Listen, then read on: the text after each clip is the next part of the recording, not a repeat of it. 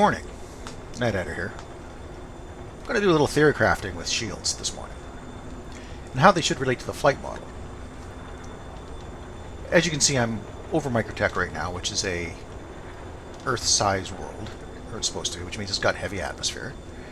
And my max speed right now in atmosphere is like 299, 300, down to 1500 meters of height. So that's my max speed. But eventually, what they're going to do is they're going to make the flight model more so that if you've got wings, they matter in atmosphere. It's not going to matter so much for the bigger ships like the Connie that's got that huge VTOL thrusters or anything like that. But for a little ship like this, where it's only got, you know, little tiny thrusters to keep it up, like right now I can just absolutely stop, point my nose at the ground, and, you know, I'm just going to hang here, right? Well, that's going to go away eventually. You're not going to be able to do this, because the little thrusters on the front of this thing just isn't enough to keep you up in a Earth-size atmosphere. But what you will need is lift from your wings, and they're talking about putting in ailerons and rudders and things like that. But how is that going to react with your shields? Now, the shields are a physical thing.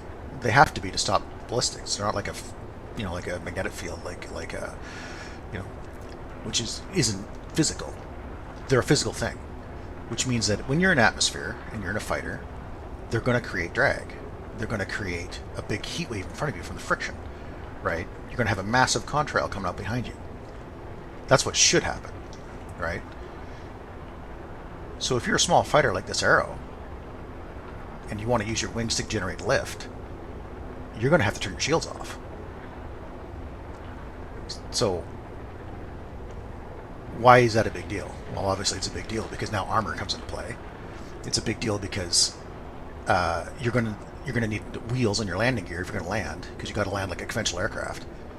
And they're talking about that. They just recently mentioned that they're going to want to put wheels on landing gear, and that's a good thing. And this is probably why. Because if you're in a little Arrow like this, you know, VTOL landing might be a thing, but what about takeoff, right?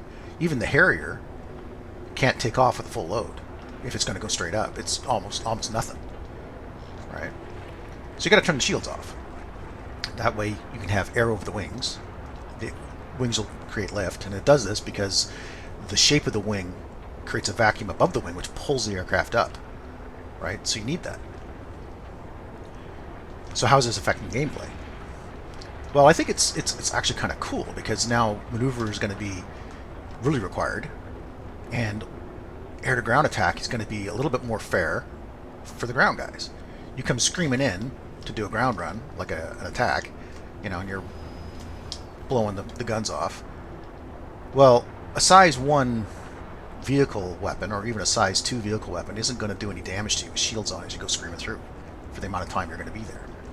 But if you have no shields, well, that handheld Stinger missile equivalent is actually going to do a little bit of damage to you. You know, so I think it's going to be a good addition to gameplay to be able to have to turn your shields off if you're a small strike fighter like this. Now, the big ships, obviously, like the Idris, it doesn't need wings to stay afloat anyway. It just uses its VTOL mode. So that's all I got to say about this. So what do you guys think? And leave your comments in the leave your comments below. Thanks very much, and I'll catch you later.